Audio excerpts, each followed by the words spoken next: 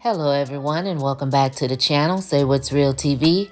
This review is for Tyler Perry's Sistas, Season 5, Episode 17, Looks Are Deceiving.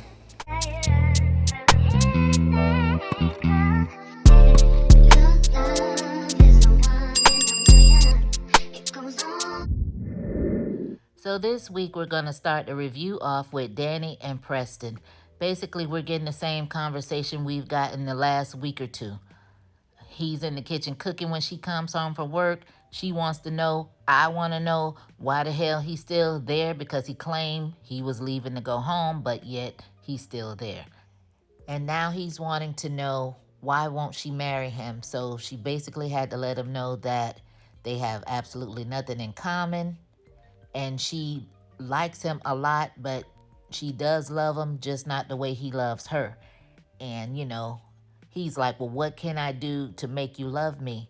Oh my God, like, Preston, please, please. Just grow a pair for now.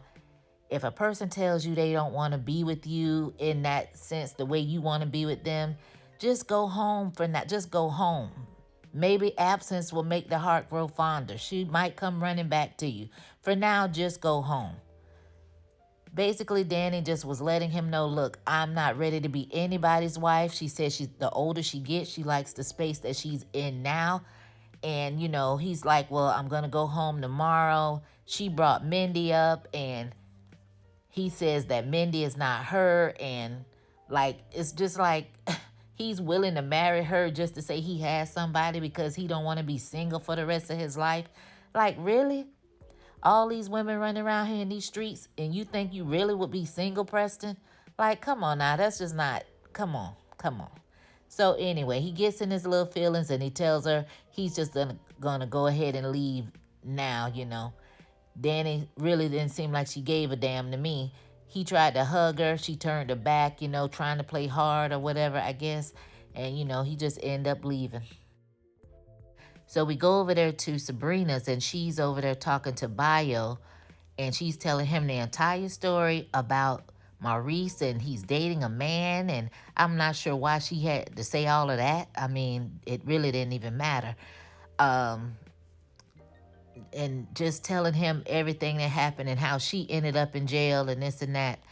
And basically, Bayo was like, whoa, wow, are you asking me for the money?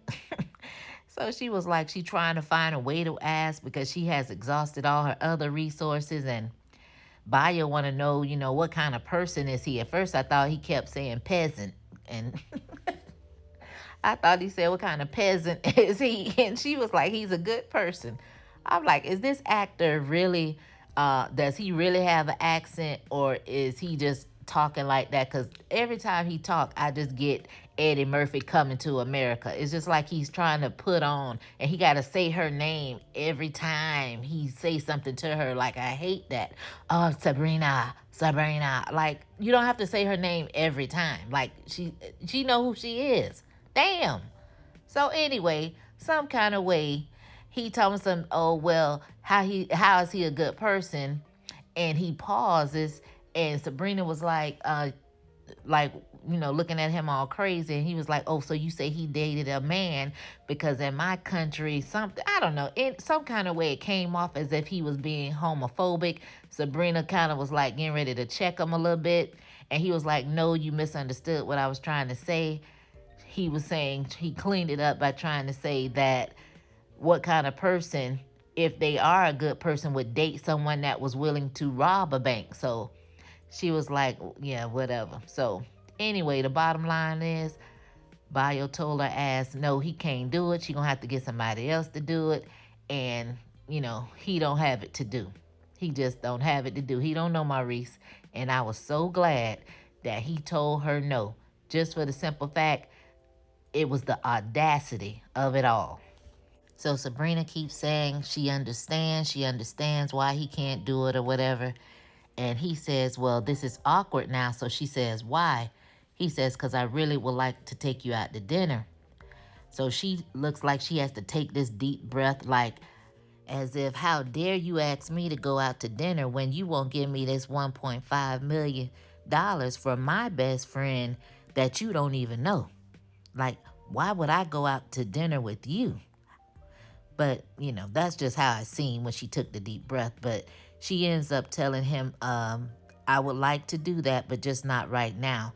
And that she needs to focus on getting Maurice out of jail, which to me was low key shady, like throwing a shot because he wouldn't help. So he says that he understood, and he asked her, did she want him to leave? And she told him, yeah. So when they go to open the door so he can leave, who's standing outside the door? Calvin. Like, why is Calvin even over there?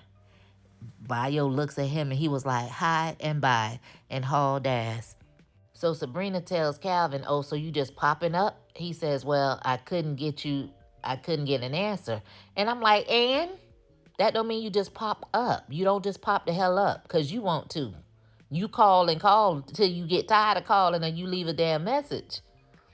Anyway, he tries to change the subject and says that Maurice called and said that he made bail and all that, but Sabrina already knew all of that. So she says that's why Bio was there, because she was trying to get the money from him. And Calvin looking like that guy, like he got money, like he probably stole it. Like, why he had to steal it, Calvin? Ugh. Sabrina tells him like he has plenty of money, he's wealthy. And Calvin was like, well, I got about 20,000. So she tops that and says, well, I got like 87. So then he thinks about it, and all of a sudden he remembers that he can use his dad's house for collateral to put towards the bail. But you just sat there and discussed that it's cash only. I'm a little confused with Sabrina and this $87,000, because if the feds arrest you for bank robbery, and let's say her $87,000 is actually in a bank, not necessarily, even if it's not the one she worked for, her bank accounts would be completely frozen.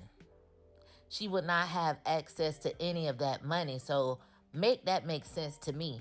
And I'm surprised, if they really thought she robbed the bank or was part of that, they would search her apartment, and if she had cash anywhere, they would take a large amount of cash like that, if she even had the cash stashed in her apartment. So how is she still having access to the $87,000, and you are under investigation for bank robbery? So Sabrina asks Calvin, has he heard from Q? He tells him no. And they have this little drawn out back and forth. He's awful. I'm like, oh my God. All of a sudden, I guess this was for me, because every week I want to know where Q is staying at. So all of a sudden Calvin says, oh shoot, I just thought about something. I realized that Maurice's car is missing. He drives it all the time, and he parks it in front of the house every night so he doesn't get arrested, and he sleeps in it. Okay then, Calvin, so that means it's not missing, right? It's sitting right in front of the house every night, right, Calvin? Basically, Q is driving it to work and back home, sleeping in the car in front of the house. So how is it missing? So if you really wanted to talk to Q, then you just take your ass outside where he is at night, sleeping in the car. So I'm confused. So later on, we see Maurice calls Calvin. He puts him on the speakerphone, and they're trying to talk to him, nice and calm like they always do. And Maurice on the phone still talking reckless out his mouth, as if he did not just get checked last week by Andy for talking the same way. So it's like Maurice knows who he can and cannot get away with stuff from. I guess he didn't, because he didn't expect Andy to chew his behind out last week. And that's what Calvin and Sabrina need to do as well, because it's ridiculous. Now, either y'all gonna barbecue or mildew, because we don't need the telephone conversations every episode just so we can see the person's face. We hadn't seen Maurice damn near half the whole season. And then when we start seeing Maurice, it was okay in the beginning, but now all of a sudden, every time we talk to Sabrina and Calvin, they're trying to allude to the fact that Maurice can't handle it in there. He might do something to himself, or, try to make it seem like he's gonna do something. So show us what's going on behind the scenes in his cell. Is somebody bullying him? Is he being harassed? Are they stealing his canteen? They stealing his food? Show us why he can't take it. We don't have to have these conversations over the phone where he just cursing everybody out. because that's not getting him anywhere. At least show us that. Damn, let's move on from that, because it's getting annoying just for him to call. They don't have the money, so hell, just let's see what's going on up in that jail. So Maurice, he ends up getting mad at Sabrina because she done asked him a dumb question once again. So he decides he wants to hang up in their face. Now, mind you, he needs them, but he gonna hang up in somebody's face. But whatever. So they're trying to figure out what they can do. Calvin said he can make some calls. All of a sudden, there's a knock on Sabrina's door, and she's like, come in. I'm not quite sure why Sabrina's door is unlocked, and she's always yelling for somebody to just come in like that, but I don't like it. So anyway, in walks Danny, and Calvin immediately wants to leave, and basically she runs him off. So she sits down, and initially she appears to be drunk, but she continues to want to drink the wine that's there and making all these jokes about Calvin. Did he drink out of it and all of that? Sabrina was like, well, let me join you. So I guess she had already been drinking. So Danny wanted to know what did Bio say, but of course she did her own little little shady way of asking. And Sabrina told her he told her no. He wasn't gonna be able to do the money thing. And she also told Danny that she thinks that Maurice is gonna break in jail.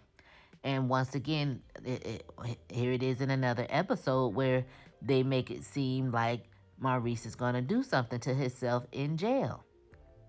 So we should get some kind of backstory on what he got going on in that jail besides all these little crazy phone calls. So Danny had to tell Sabrina, look, you can't, just keep worrying yourself about that. Basically, Maurice put his own self in that situation. It's not her fault. So Sabrina brings up how Q is not a good person, but she doesn't say a name. Danny doesn't press the issue because she really don't give a damn because she over there high as a kite. And Sabrina was like, well, how high are you? She said, I'm stratosphere high. So, of course, Sabrina felt like, well, hell, let me get some. Let me join you because I guess she's so stressed out. She just wanted all to go away. So Danny hooks her up. She takes her a little puff or whatever and was like, did I do it right? So we get a scene with Danny, and Robin comes in her office and asks her for like the umpteenth time, will she go out to dinner with him or whatever? At first she says no, and he ends up telling her, well, the least you can do is have a drink with me. I got a reservation at the steam plant, and you do owe me some favors or something, he said. So she ended up agreeing to meet him for one drink, and then she has to go home. So he was happy with that. Tried to get her to ride with him and all that. Like, child, just take what you can get. God damn, you've been begging all damn day long, Key Sweat. So we see a conversation between Danny and Andy. And Danny, she's in her feelings about the whole Preston thing. And she tells Andy that he wants to marry her. And Andy is skeptical, saying it doesn't sound right and this and that and the other.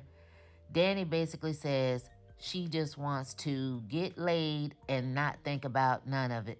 And of course, Andy was like, well, you know what happened the last time you brought a stray home, talking about Jonah. And we all know where this is going. Danny just wants to have sex to get her mind off things.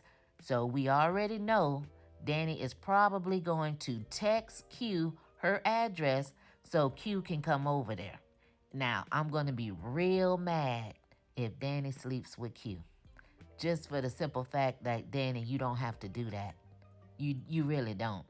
But we know he's going to end up over to her apartment one way or another. So we get over there with Zach and Fatima, where she has the phone jammed up in his face asking him what is up with the picture of him and Karen. He's like, I don't know who took that picture. And she's like, well, what does it matter? And he's like, because I didn't kiss her. And she was like, oh, it sure looked like that to me. So they're going back and forth.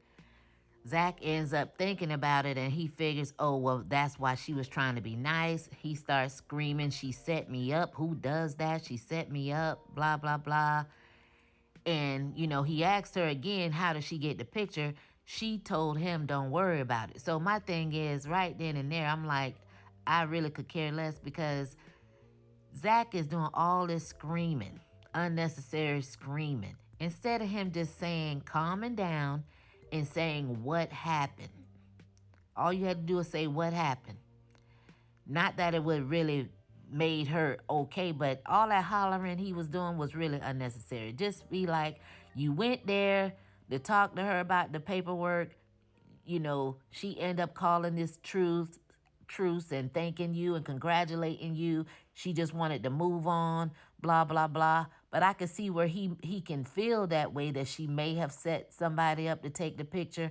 But instead of Fatima saying how she got the picture, she's gonna continue to let him hoop and holler about it. So it is what it is. So Zach is getting ready to leave because he's getting ready to go straighten Karen, and Fatima, she trying to grab his arm. He's like, look, you remember in the gym when I grabbed your arm to try to stop you and you told me to let you go? He's basically telling her, now do the same for me.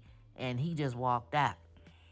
So Zach, he storms up in Karen's salon, and him and Pam go back and forth. He want to know who took a picture of him in the salon. Pam don't know what the hell he talking about. She laughing, talking about, ooh, that's messy. He's like, where is Karen? Where is Karen? She's not answering the phone. Pam is like, well, she's with her man and, all this and that. So they go back and forth. So Pam keeps telling Zach that she's not calling Karen for him. So he decides to take the salon phone and call Karen's number from that phone, since she wasn't picking up his phone number. And she answers thinking it's Pam. So he says, no, this is Zach. Where are you? Karen says she's at the steam plant, same place where Andy and Robin are going. And he tells her, stay there and don't leave. So he hands the phone back to Pam. Well, she snatches it rather. And she gets the phone, and Karen is like, Pam, what's going on? So Pam tells Karen that he is hooping and hollering about some picture that was taken. And Karen appears to look like she doesn't know what the hell they're talking about. And Pam tells her, run, girl, run. Karen, like she don't have time for all that. She says she's not running. She's not going anywhere. So Karen hangs up with Pam, and Aaron, he wants to know what's going on. She ends up telling him that Zach may stop by the restaurant, and Aaron wants to know why, and she says she doesn't know something about a picture. He's asking her 30,000 questions like, well, what picture? Do you know what it's about? Karen, nonchalant, she's like, I don't know. I really don't care. You brought me out to dinner. I'm going to stay here. He keeps saying, do you want to leave? Do you want to leave? Like, Aaron, what are you so scared of? Like, I kind of get it. He want to, but why does he think automatically that something's going to happen? So she was like, she's not leaving.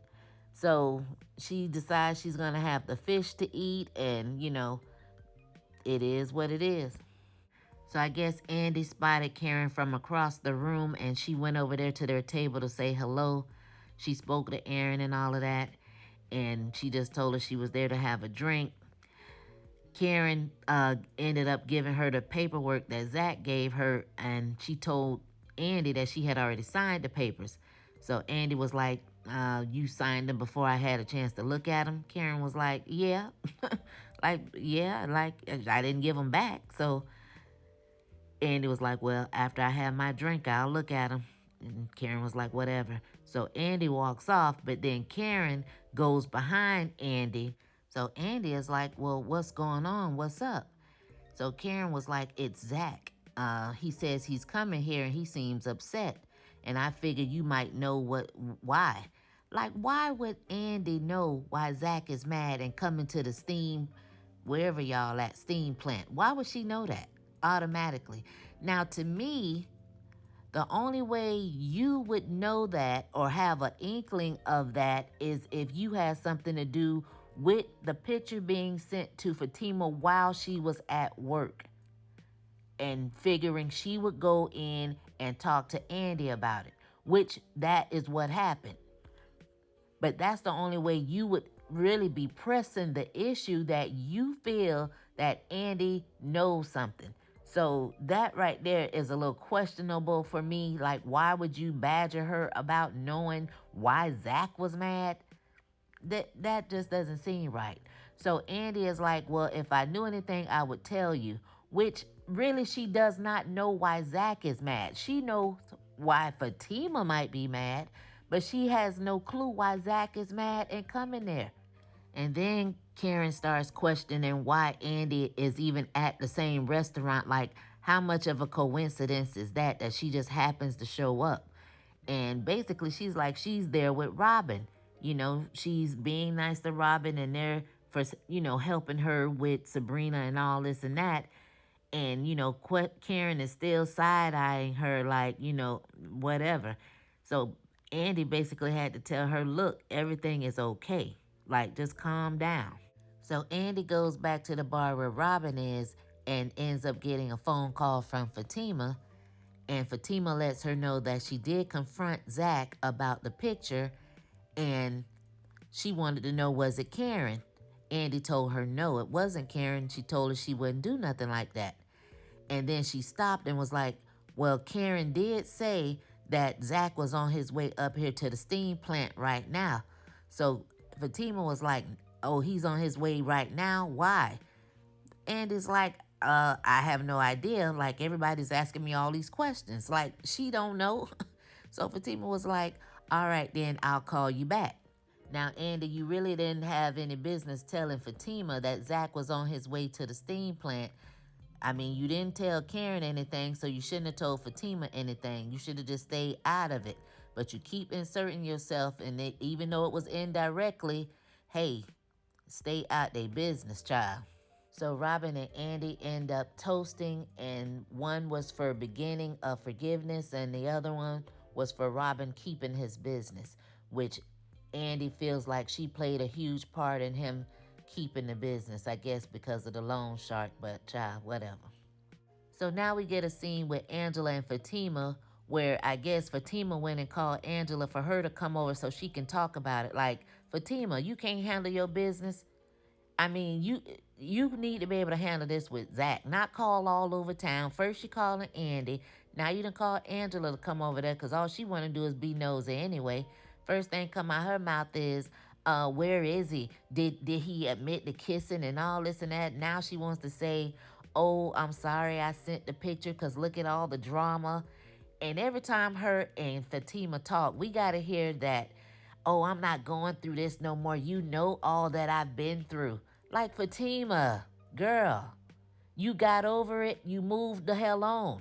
Why every time you and Angela talk, we got to hear about all the stuff you done been through? You ain't the only one done been through stuff in life, girl. It's called life. It's called life. You live and you learn. You live and you learn. And you should have learned a lot from the mistakes instead of all this going all off the hinges and all that. But what I want to know is why the hell you keep asking Angela about the girl? Is she this? Is she legit? Not one time have you asked Angela what the girl name is. Why is that? Who does that? That would have been my first thing. Well, what's her name, Angela? You have yet to ask that. So Angela says she will sit there with Fatima until Zach came back, and Fatima decided, forget all that. She was heading over there to the steam plant. Angela said she was driving, and the two are now headed over there where the drama is. So Zach finally gets to the steam plant. He comes in there, gets in Karen's face. Look, excuse me, I just got one question. Did you have somebody take a picture of me hugging you? Is that why you were so nice to me and I'm tired of playing all these games? He starts screaming to the top of his lungs. Mind you, they are in a restaurant surrounded by a bunch of people. Half the people sitting around not even looking, like they don't hear it. I'm like, y'all don't hear that? He's like, did you, all up in the girl face. She's like, no, what are you talking about? And Aaron trying to, like, Zach, don't talk to me, bro. Don't talk to me. All this corn, but all this stupid stuff. Like, Zach was totally ridiculous. Like, it wasn't even that serious. It really was not that serious to be doing all of that. It really wasn't. You over there giving Ike Turner vibes. You acting like you a whole woman beater over there. Then you put your hands on her when she trying to get up to leave. Why are you even putting your hands on her, pushing her back in the seat like that? So Aaron gets up to try to defend her. Now they go to fighting, and the episode ends there. Now, Zach, you dead ass wrong, because all that was really unnecessary. And not to mention, the girl is pregnant. You don't have no business pushing on her or putting your hands on her when she's trying to get up to leave to diffuse the situation. So, hey, whatever happens, happens. So, what did you guys think of this week's episode? Drop down below and let me know your thoughts. As always, thanks for watching, thanks for listening, and I'll catch you on the next one. Peace.